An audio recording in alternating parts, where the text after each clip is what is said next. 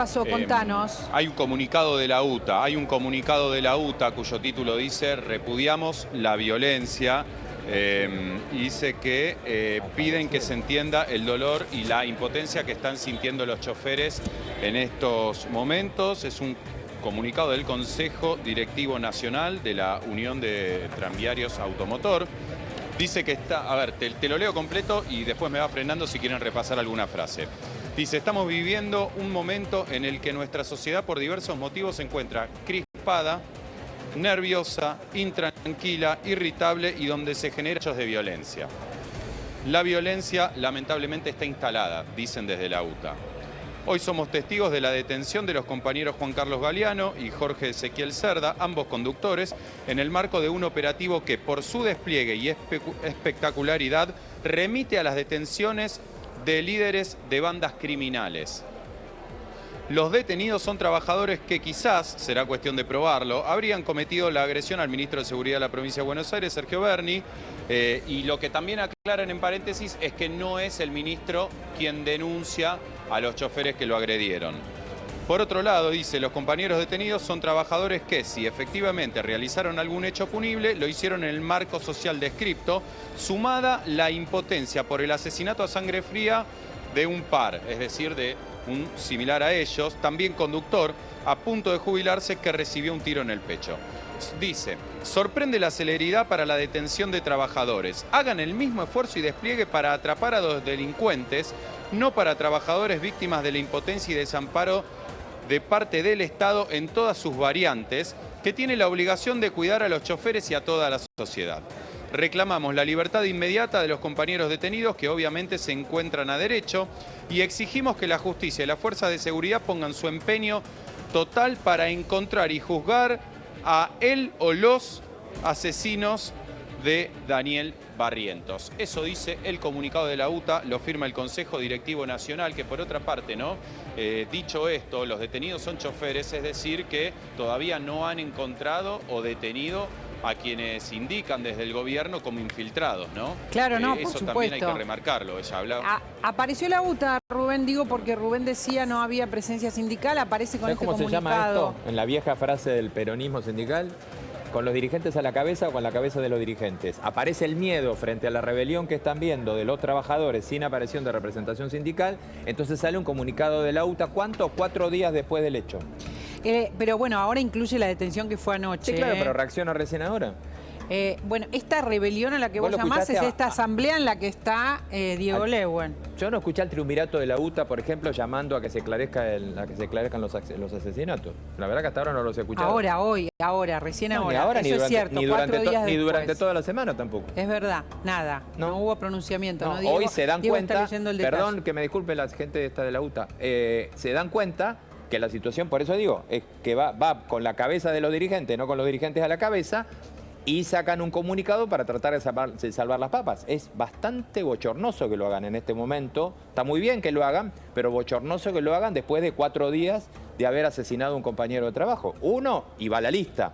Uno es el de esta semana.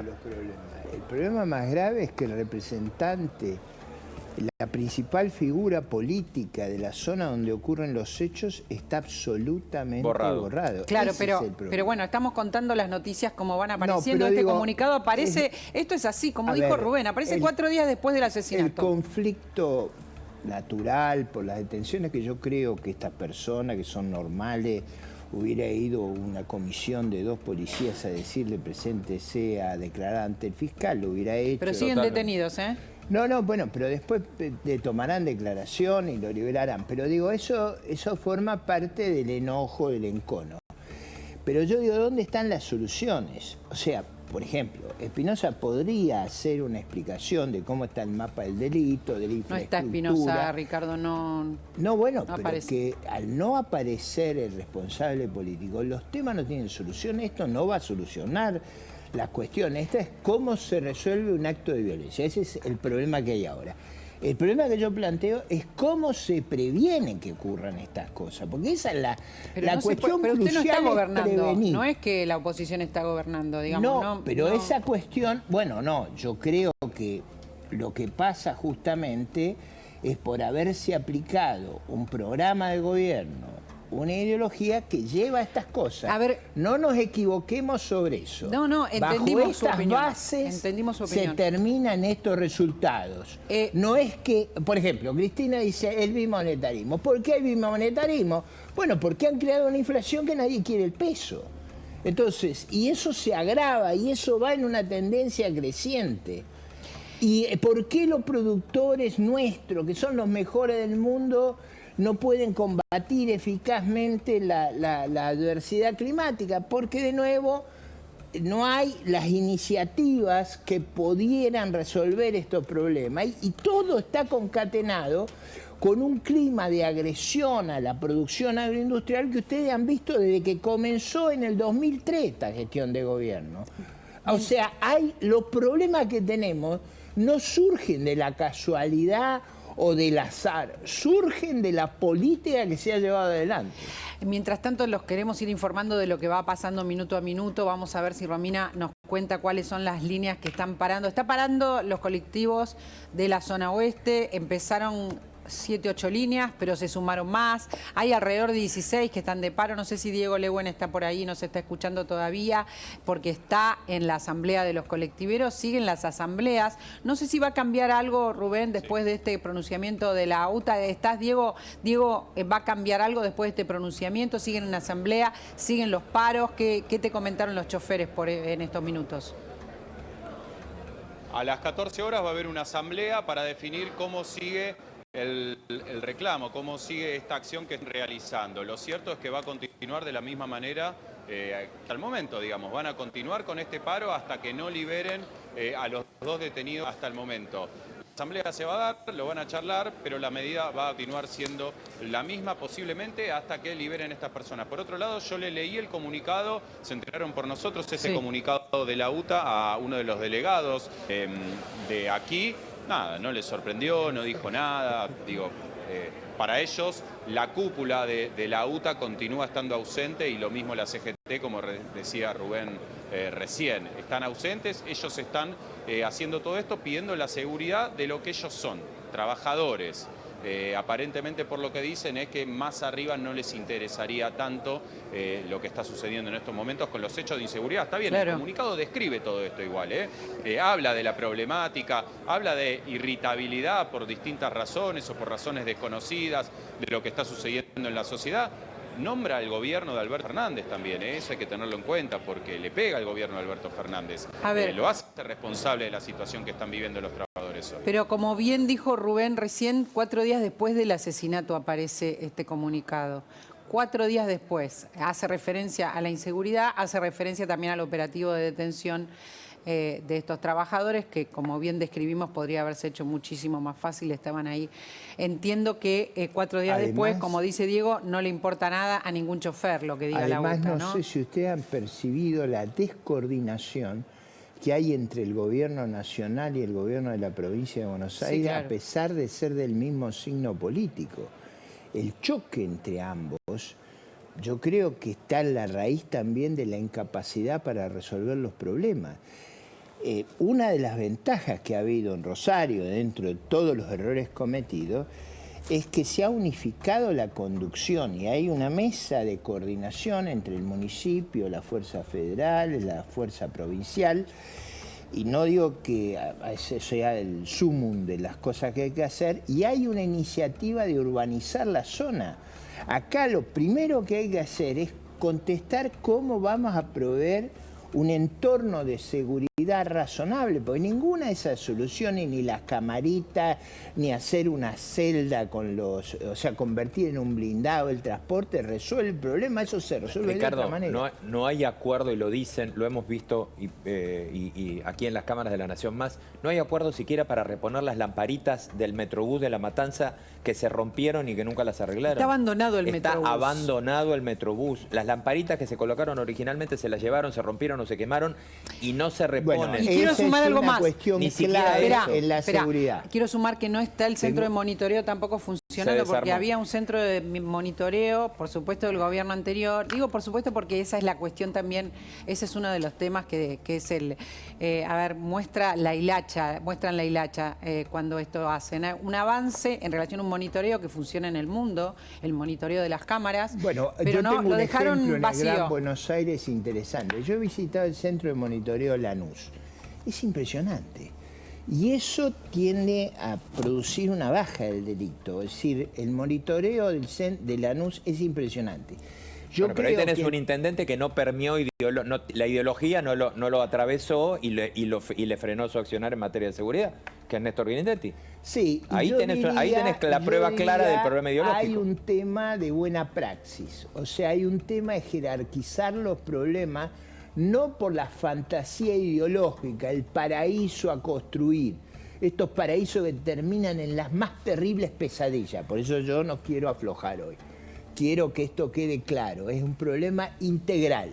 Es un problema de concepción doctrinaria, es un problema de mala praxis, es un problema de irresponsabilidad, porque todo eso se suma. Y se suma además esa crispación. Esa crispación es que yo hago las cuentas mirando el futuro y digo, nos han agregado 15.000 millones de dólares de deuda ahí de pase. En la jubilación sin aporte nos agregaron 50, 60.000 millones. ¿Cómo se hace para gobernar cuando hay un gobierno que tiene esta irresponsabilidad? Ustedes no sé si repararon, porque a mí estas cosas me llaman la atención. Primero, dice Massa que fue inesperado lo que ocurrió con la moratoria previsional. Fue la propia mayoría. Segundo, ahora dice que quiere derogar la ley de alquileres. Hace 1 año y medio que tenemos los dictámenes. Mira, hay una diputada muy destacada del interior de Tucumán, Paula Omodeo, que ha preparado un proyecto, es muy simple. Nosotros se lo votamos a libro cerrado. Es un proyecto muy breve, se terminan todos estos problemas. Ha sido imposible hacerle tratar este tema, pero peor aún. Ayer Penaca, que es la mano derecha de Máximo, dijo que de ninguna manera van a reformar la ley de alquileres porque en su fantasía no existe ese problema. No quiero dejar de hablar de lo que está pasando ahí en La Matanza. No, hoy es el día, estos son los días, porque los colectiveros están muy, muy tristes. Recuerdan que hablábamos de quién era el capitán, este colectivero, Daniel Barrientos, al que todos extrañan y que se estaba por jubilar, muy querido por todos. Entonces no hay que dejar de contar todo esto que estamos sumando, ¿no? Que hubo un centro de monitoreo y en lugar de hacerlo crecer, se desmanteló, no se usa, se dejó abandonado. Que hubo un Metrobús y al Metrobús lo dejaron también abandonado, tampoco le ponen las luces ni el funcionamiento. Que hubo una promesa de poner cámaras en los colectivos, una promesa de Sergio Berni con un montón de mesas de trabajo, con los mismos colectiveros que hoy están de paro, con los mismos colectiveros que están ahora en asamblea a las 2 de la tarde con una decisión y una reunión, con los mismos colectiveros que fueron y se sentaron varias veces con Sergio Berni, que lo contaron aquí, y que hoy están con otro muerto más, porque ya hubo un muerto hace unos años en la misma línea y porque ya hubo 3 muertos en la zona, también otro colectivero.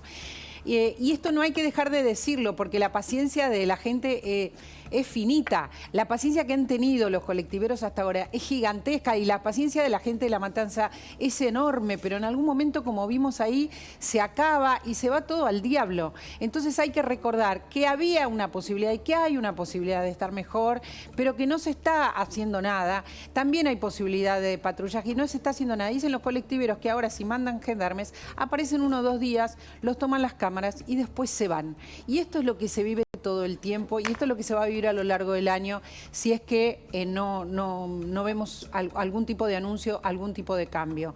Está Romina Wiener para contarnos cuáles son las líneas que paran en estos momentos, qué es lo que puede pasar, nos lo contarán después de las 2. Hay una asamblea, estamos en vivo con Diego Lewen. Romina, contanos, zona oeste, cuáles son las líneas que no funcionan y cuántas. Sí, María Laura, en estos momentos ya son 16 las líneas de colectivo que no están funcionando.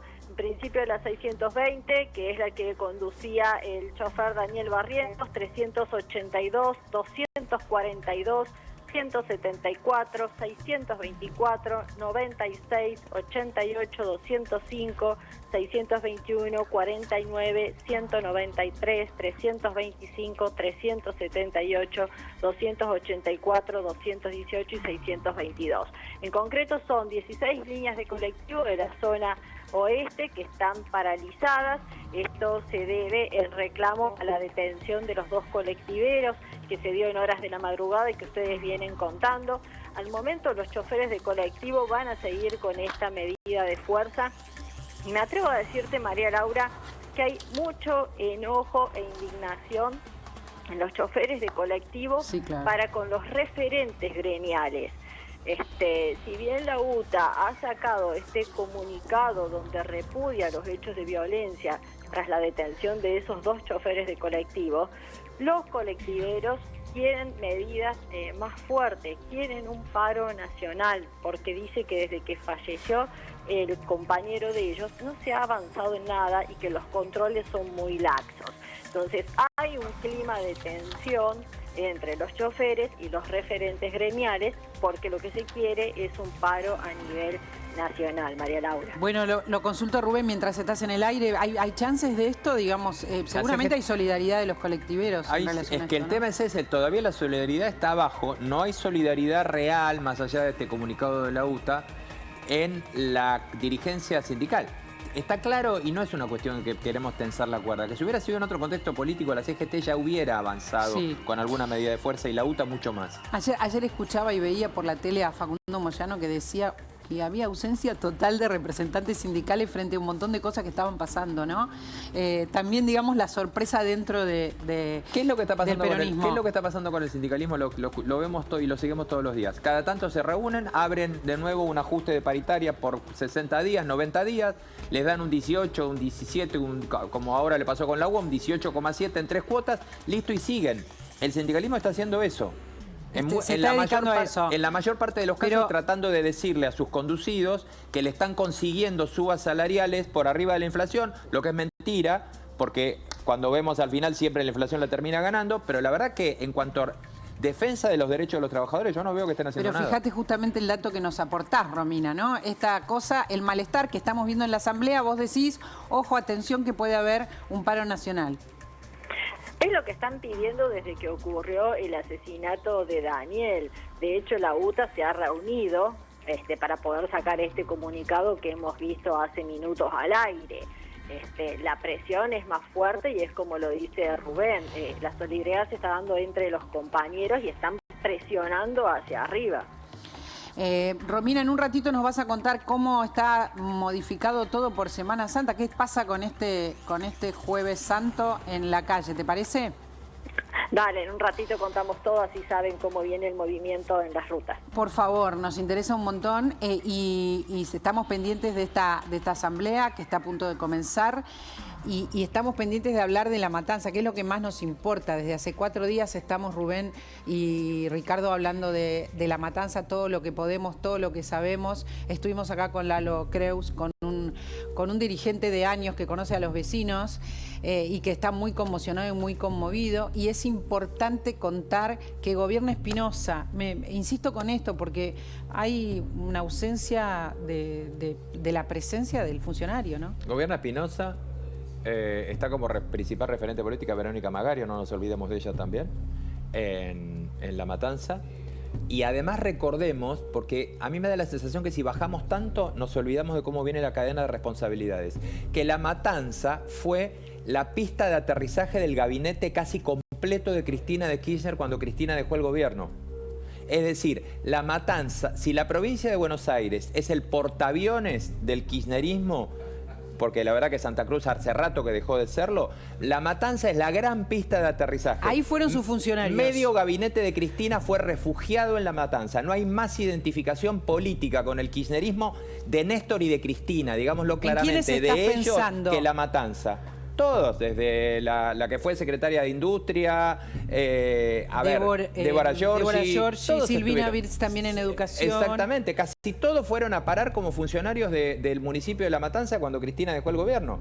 Ahora, en La Matanza hay funcionarios de Cristina. Sí, claro. Hay funcionarios de Cristina en una intendencia que no está haciendo nada por la seguridad. Yo discutiría un punto que es importante. Ustedes vieron que no hay un plan, no hay una respuesta integrada, no hay una idea clara de qué va a ser la intendencia en La Matanza, donde se acumula una enorme cantidad de hechos delictivos, problemas de infraestructura, deterioro de los sistemas de prevención.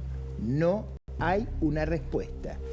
Y ahí está, yo visito mucho La Matanza con Toti Flor y con Lalo Creus.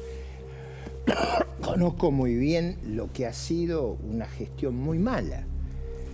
Y creo que en el corazón del problema está esa ausencia de un programa razonable, un programa explicable. Hoy tendría que estar nosotros debatiendo en este lugar si el programa es pertinente, efectivo, en qué tiempo da respuesta. No hay ese debate. Daría la impresión que pasa lo mismo que nos cuentan los economistas, todos, de izquierda, de derecha, de centro, todos de oposición, pero todos, que lo que hace falta es seguir los cuadernos, ¿no? Seguir los libros, lo que hacen en todos los países de Latinoamérica, gobierne quien gobierne. Y me parece que lo mismo pasa en relación a otros temas que no son económicos. Hay cosas que se hacen en todos lados. Voy a traer dos referencias. Lula acaba de presentar el programa fiscal de largo plazo. Por cada peso que recaude solo va a gastar 0,70. La prioridad del gobierno de Lula, después veremos si cumple, pero ha anunciado como su base doctrinaria que cada peso adicional va a gastar 0,70. Eso es un anuncio, la verdad, impactante. Pero eso pero eso da un dato de que las ideologías están a un costado en el mundo. Yo no estoy diciendo, estoy diciendo en Occidente, ¿no? Hay una parte que es mala praxis si no se hace. Hay algunas cosas que se hacen en todos lados. Hay también en Brasil una institucionalidad mejor que acá. Claro, por ejemplo, el Banco Central de Brasil, Lula lo ha atacado sin piedad y no ha podido hacer nada. Está ahí el Banco Central obligándolo a que se comporte. Acá nosotros no tenemos un mal diseño institucional, entonces no hay nada que frene nada, ni en La Matanza ni en el país. En Europa, para hacer otra referencia útil, el ministro de Finanzas alemán pide a la Comisión Europea que lleve adelante una función más exigente por los desbordes presupuestarios que hay en Europa. Digo esto en el contexto de las crisis bancarias. Acá hay algo que quiero estar en contra de lo que acabas de decir. Hay algo que quiero estar en contra de lo que acabas de decir. A ver. Teníamos un buen sistema institucional. Nuestro sistema de controles de cuentas nacionales, nuestro sistema constitucional, era un modelo para Latinoamérica. Tomamos la decisión política de destruir nuestro sistema institucional. Bueno, pero eso lo hizo el kirchnerismo. Sí, por supuesto. No, yo no tomé nada, vos tampoco. Yo soy un enamorado pero, de nuestra Constitución. La nación, el poder político de la nación tomó la decisión de destruir la ley, nuestra ley de contabilidad, nuestra ley de administración financiera, era copiada por el resto del mundo. Es verdad. La agarramos, la violamos, la destruimos, la tiramos al piso, la hicimos pelota. Ese fue el costo del kirchnerismo. Ustedes saben que ayer dos economistas de la oposición calcularon que el costo de Kicillof son 33.000. Hay otro que no es de la oposición que calcula que son 65.000 millones de dólares. Si nosotros tenemos esta gente a cargo, es inevitable que nos empobrezcamos, que estemos en un estado de crispación extraordinaria. Voy a pedir un vaso de agua para López Murphy estando en el aire porque está mal de la garganta, me parece, y se quedó sin agua. Estoy bien de